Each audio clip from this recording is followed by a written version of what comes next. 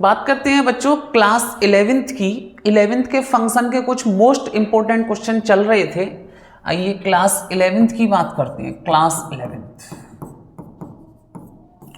देखिए, आपके पास ये दो मॉड्यूलस वाले फंक्शन हैं, इसमें आपको डोमेन और रेंज निकालनी है। तो सबसे पहले मैं फर्स्ट वाला पिक करता हूं, फर्स्ट वाला part F X is equals to minus का मॉड ऑफ एक्स। तो मैं इसमें डोमेन के लिए बात करता हूं, फॉर डोमेन। तो मैं डोमेन के लिए बात करता हूं, तो डोमेन ऑफ फंक्शन मैं आपको हमेशा लिखवाता हूं must be a real number, must be a real number. Domain of function आपके पास कैसा होना चाहिए? रियल नंबर होना चाहिए। ठीक है, तो जब मैं यहां पर ये उठाता हूं, ये माइनस का ये फंक्शन है मेरे पास F X is equal to minus का मॉड्यूलस एक्स। तो आप एक बात बताओगे, एक्स के प्लेस पर आप जो भी कुछ नंबर पुट करोगे वो रियल नंबर ही तो होगा। एक्स की वैल्यू आप माइनस वाले भी पुट कर लो तो वो प्लस हो जाएगा मॉड्यूलस में, आप प्लस वाले भी पुट कर लो तो वो मान्यवल होगा। तो सारे रियल नंबर, तो इसके जो डोमेन ऑफ फंक्शन होंगे ना, domain of function minus infinity से इंफिनिटी तक सारे एक्स के नंबर आ सकते हैं सारे। ठीक है ना? ठीक है, तो डोमेन ऑफ फंक्शन आपके पास रियल नंबर होगा। डोमेन ऑफ फंक्शन क्या होगा? Real number. तो मैं यहां पर आपको बता देता हूं इसकी definition. Modulus x must be a real number, must be a real number. ठीक है, must be a real number which is a real number, which is a real number, which is a real number for every x belongs to real number। यानी कि x की value आप कुछ भी put कर लो वो आपके पास सॉल्व होके आ जाएगी। अगर आप माइनस पुट करोगे अंदर ही अंदर तो वो प्लस हो जाएगी, और प्लस पुट करोगे तो भी वो एप्लीकेबल रहेगी। तो x की वैल्यू कुछ भी हो सकती है, तो इसका जो डोमेन हो जाएगा वो क्या हो जाएगा? All real number. आप ऑल रियल नंबर बोल सकते हो, माइनस इंफिनिटी से लेके इंफिनिटी तक। अब बात करते हैं रेंज की। तो देखो रेंज कैसे निकालते हैं इनकी, देखिए मैं बताऊं आपको। फॉर रेंज ठीक है, फंक्शन क्या है मेरे पास? एफ एक्स क्या है मेरे पास? माइनस का मॉड्यूलस एक्स। अब आप लोग सभी बच्चे जानते हो बहुत अच्छे से कि जो मॉड्यूलस एक्स होता है वो greater than and equal to 0 होगा। सबको पता है मॉड्यूलस एक्स कैसा होगा? Greater than and equal to 0। अगर मैं इसके जैसा फंक्शन बनाना चाहूं, तो मैं माइनस से दोनों साइड मल्टीप्लाई करूंगा। ठीक है, यहां पर मैं लिख लेता हूं मल्टीप्लाई बाई -1 बोथ साइड, क्योंकि मेरे को इसके जैसा फंक्शन बनाना है। दोनों साइड में माइनस से मल्टीप्लाई करता हूं। तो देखो मैंने मल्टीप्लाई किया -1 से, तो ये माइनस का x हो गया। आप जानते हो कि जब मैं मल्टीप्लाई या डिवाइड करता हूं किसी भी इनइक्वालिटीज में तो वो रिवर्स हो जाती है। वो कैसी हो जाती है? रिवर्स। तो ये इनइक्वालिटीज रिवर्स हो जाएगी, और यहां -1 से मल्टीप्लाई करूंगा तो यहां 0 ही रहेगा। तो अब मेरे पास फंक्शन बन गया सेम एज इट इज, बन गया फंक्शन। तो मैं इसे एफ एक्स लिख सकता हूं कि F X is less than equal to 0। तो जो एफ एक्स है वो क्या है? वो y है। एफ एक्स है वो क्या है? वो y है। और रेंज पता करना है आपको, रेंज का मतलब y की वैल्यू। एफ एक्स को आप y लिख सकते हो, y is less than equal to 0, तो 0 से लेस। रेंज कहां जा रही है? 0 से लेस। कितना लेस? माइनस इंफिनिटी तक। ठीक है, तो यहां पे मैं लिखूंगा रेंज ऑफ फंक्शन आपका कितना हो गया? माइनस इंफिनिटी से 0 तक, और 0 पे आप क्लोज इंटरवल लगाओगे, 0 को इंक्लूड करोगे। समझ में आया बच्चों कि नहीं आया? ठीक है, बहुत अच्छे से मैंने आपको समझाया हुआ है कि मैंने फंक्शन बना लिया और फंक्शन की वैल्यू 0 से लेस जा रही है। लेस का मतलब रेंज ऑफ फंक्शन मेरे पास ये आ गया। और डोमेन तो आप x के प्लेस पर कुछ भी पुट कर दो, सारे रियल नंबर आपके वैल्यूबल रहेंगे। ठीक है ना? ठीक है, चलिए नोट करिएगा। अब देखिए इसके दूसरे पार्ट की बात करते हैं। इस वाली की पार्ट की बात करते हैं बच्चों। F X is equal to 1 minus modulus में x -2। तो इसका भी डोमेन और रेंज हम कैसे निकाल सकते हैं, आइए देखते हैं। तो मैं सबसे पहले फंक्शन को लिख लेता हूं, इस साइड कराता हूं। चलो पहले ऊपर कर देता हूं। देखिए second part, F X is equals to 1 minus modulus में आपके पास क्या है x माइनस 2, तो इसको मेरे को कराना है, ठीक है। तो इसका डोमेन और रेंज पता करना है। तो आप लोग बहुत अच्छे से जानते हो कि फंक्शन 1 माइनस एक्स माइनस 2, आप x के प्लेस पर कुछ भी पुट कर लो तो domain must be real. Domain क्या होगा भाई, domain must be real number. Real numbers कुछ भी वैल्यू पुट कर लो, सारी वैल्यूज आ जाएंगी। x की जगह पे तो आप माइनस वाले पुट करो चाहे प्लस वाले पुट करो, क्योंकि ये अपॉन में है नहीं है तो हमें नीचे की चिंता हो, ठीक है ना, ठीक है। तो सारे रियल नंबर्स आ जाएंगे तो डोमेन मस्ट बी रियल। तो रियल नंबर कहां से घूमेंगे, डोमेन ऑफ फंक्शन आपका माइनस इन्फिनिटी से इनफाइनाइट तक होगा। माइनस इनफाइनाइट से कहां तक होगा, इनफाइनाइट तक। तो डोमेन ऑफ फंक्शन तो बहुत ईजी है। अब इसके रेंज की बात करें, फॉर रेंज, रेंज कैसे निकालेंगे, तो देखिए रेंज कैसे निकालेंगे कि हमने आपको बताया कि इसमें से मॉड्यूलस वाला पार्ट उठाइए। कौन सा पार्ट उठाइए, मॉड्यूलस वाला।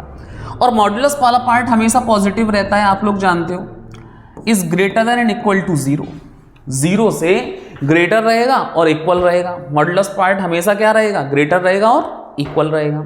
अब मेरे को ये फंक्शन जैसा बनाना है। कैसा बनाना है, फंक्शन जैसा, जिससे कि मेरा एफ एक्स जा कहाँ रहा है, मेरा वाई जा कहाँ रहा है। एफ एक्स का मतलब वाई, मेरा वाई जा कहाँ रहा है, वाई का मतलब रेंज, रेंज मेरा जा कहाँ रहा है। तो मैं दोनों साइड मल्टीप्लाई -1 बोथ साइड, दोनों साइड में मल्टीप्लाई कराऊंगा -1 से। और इनइक्वालिटीज क्या होती है, रिवर्स होती है, आप लोग जानते हो। तो अगर मैं -1 से यहाँ मल्टीप्लाई कराता हूँ और -1 को इसको कराता हूँ, उसको 0 फर्क नहीं पड़ने वाला। तो माइनस का x minus 2 is less than equal to 0 हो गया आपके पास, ठीक है। तो माइनस का x माइनस 2 0 से लेस हो गया। अब मेरे को फंक्शन में क्या चाहिए, प्लस का 1 ऐड करना है दोनों साइड। दोनों साइड क्या करना है, प्लस का 1 ऐड करना है। तो 1 मैं यहां पे ऐड करता हूं और +1 यहां ऐड करता हूं, तो फंक्शन मेरा बन गया is less than equal to 1, ठीक है नहीं। एडिंग 1 बोथ साइड लिख दो यहां पर, एडिंग 1 बोथ साइड, दोनों साइड 1 को ऐड कर दो। तो देखो आपके पास आंसर लगभग आ चुका है रेंज का। क्या आया है कि इसको आप एफ एक्स ले लोगे, F X is less than equal to 1, तो 1 से लेस जा रहा है एफ एक्स। एफ एक्स का मतलब क्या हो गया, वाई, ठीक है। एफ एक्स का मतलब क्या हो गया, वाई। तो वाई आपका 1 से लेस है, और कितना लेस है, इनफाइनाइट तक। कितना लेस है, इनफाइनाइट तक, ठीक है। तो इनफाइनाइट से 1 तक, 1 आपका क्लोज्ड इंटरवल क्योंकि इक्वल है, इनफाइनाइट से 1 तक इसकी रेंज होने वाली है, बिलोंग्स करेगा ये रेंज को। तो इसकी रेंज आपको क्या होने वाली है, 1 से लेके 1 से पीछे, कितना पीछे, इनफाइनाइट तक, ठीक है। क्योंकि हमें पता चल गया ना कि भाई 1 से लेस जा रहा है भाई, इजी, ठीक है। इस तरह से हम क्वेश्चन करने वाले हैं। ये क्वेश्चन कंप्लीट हुआ, नेक्स्ट क्वेश्चन के लिए बने रहिए, सच्चे होते हैं।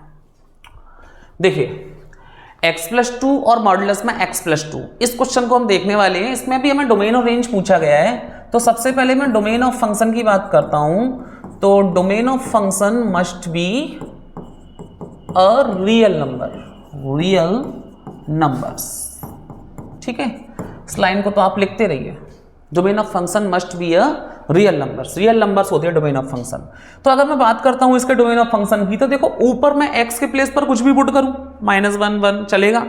नीचे जो है ना, नीचे मेरे को 0 नहीं आना चाहिए, वरना सारे रियल नंबर होते हैं डोमेन, बस नीचे 0 नहीं आना चाहिए। तो ये रियल वैल्यूड फंक्शन के जैसा हो गया, लेकिन नीचे मॉड्यूलस फंक्शन में, ठीक है। तो नीचे 0 नहीं आना चाहिए। तो मैं x+2 मॉड्यूलस में, इसका जब मैं क्रिटिकल पॉइंट निकालूंगा x+2 का, तो x+2 का क्रिटिकल पॉइंट्स क्या होने वाला है आप लोगों के लिए, देखिए x+2 का क्रिटिकल पॉइंट्स क्या होने वाला है, x+2 इज इक्वल्स टू 0, तो x इज इक्वल्स टू -2, ठीक है।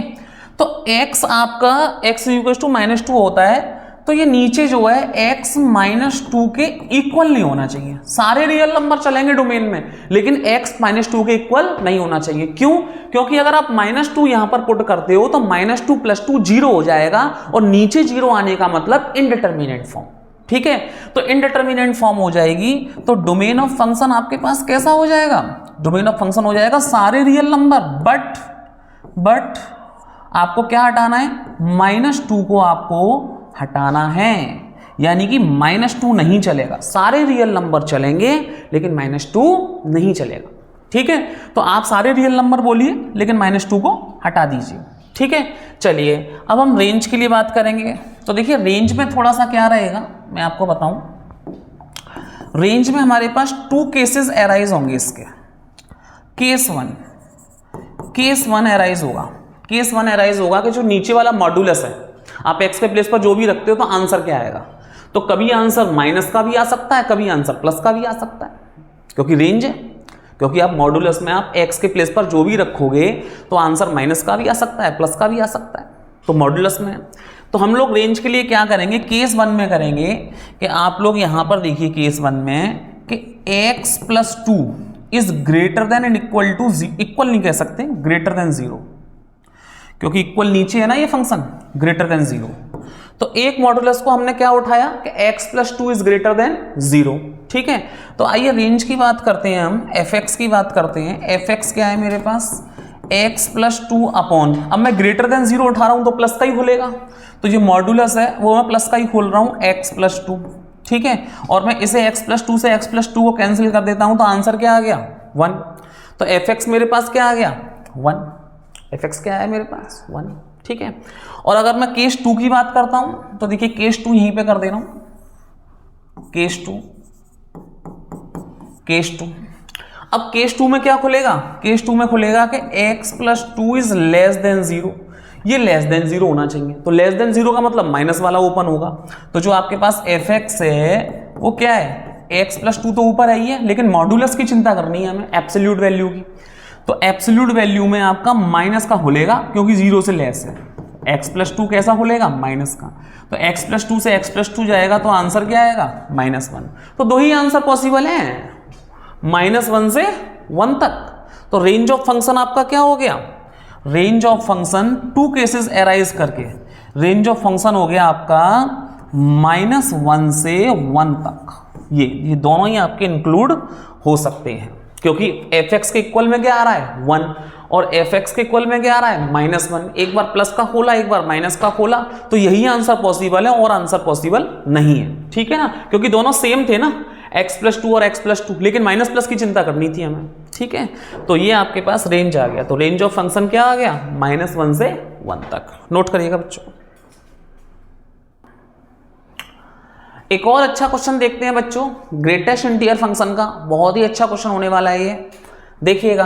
ग्रेटेस्ट इंटीजर फंक्शन है ये इस टाइप से, GIF, ग्रेटेस्ट इंटीजर फंक्शन।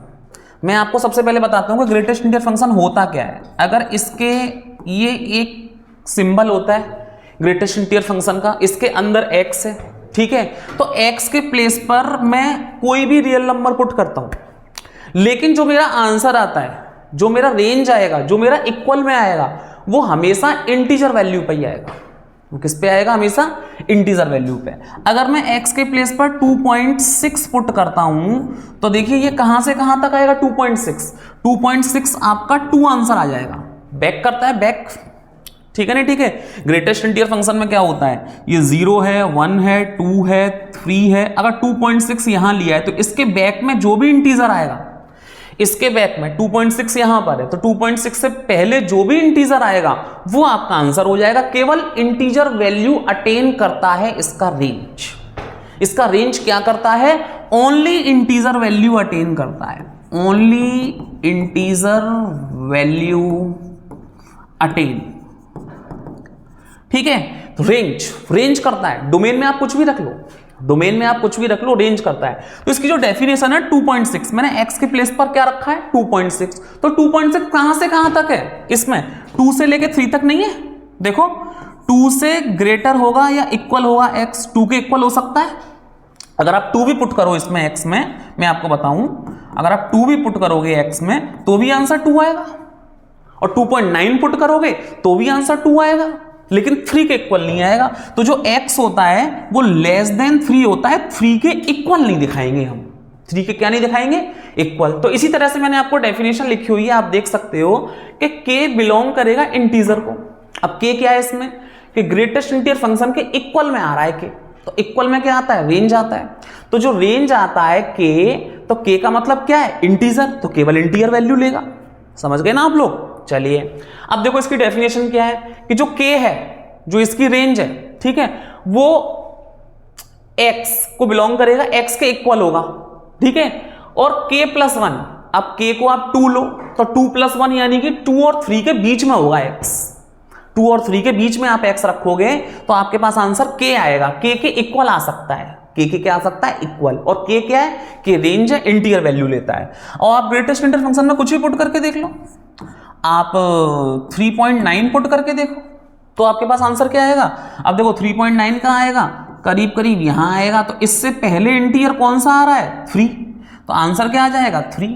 तो 3.9 क्या, 3 से 4 के बीच में रख के देखा, 3 से 4 के बीच में रख के देखा तो आंसर क्या आ गया 3। तो इस डेफिनेशन को हम लोग उठाने वाले हैं, इस डेफिनेशन से हम ये क्वेश्चन करने वाले हैं। अब देखिए ये आपके पास एक वो है ग्रेटेस्ट इंटीजर फंक्शन, इसके इक्वल में रेंज क्या आ रही है, 5 आ रही है, और 5 क्या है, इंटीजर है, 5 क्या है, इंटीजर है, 5 क्या है, k है। तो मेरी बात सुनना ध्यान से, ये सब समझ में आ गया हो, अगर नहीं समझ में आया हो तो प्लीज मुझे कमेंट करके बता सकते हो, मैं आपको समझा दूंगा, ठीक है। चलिए इसे मैं मिटाता हूं। अब मेरी बात सुनना ध्यान से, इसे हम कैसे लिखने वाले हैं कि ये आपके पास क्या है, ग्रेटेस्ट इंटीजर फंक्शन है, और ये क्या है 5, यानी कि ये क्या है k। तो आप k को कैसे लिखोगे, 5 is less than equal to x, x क्या है, इसके अंदर जितना भी फंक्शन है वो x है, ठीक है ना। 3x - 4 is less then k+1, तो k क्या लिया था हमने 5, तो 5+1 क्या हो गया 6, तो 5 और 6 के बीच में ही तो x आएगा, लेकिन 6 को हम इक्वल नहीं कर सकते, 6 को हम इक्वल नहीं कर सकते। तो देखिए आइए इसका सॉल्यूशन सेट देख लेते हैं, क्योंकि सॉल्व का मतलब x की वैल्यू, तो सॉल्यूशन सेट देखते हैं। तो देखिए कहां से कहां तक आएगा, तो इसको अलग ले लो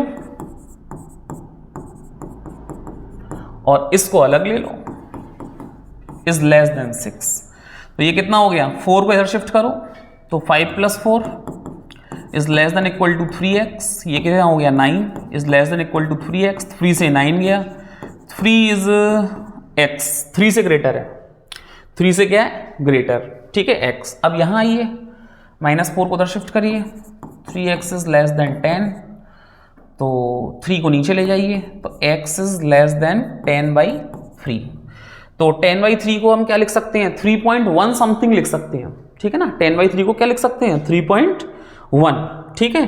तो इसका जो सॉल्यूशन सेट आएगा आपका क्या आएगा कि मैं आपको लिख देता हूं सॉल्यूशन सेट, सॉल्यूशन सेट।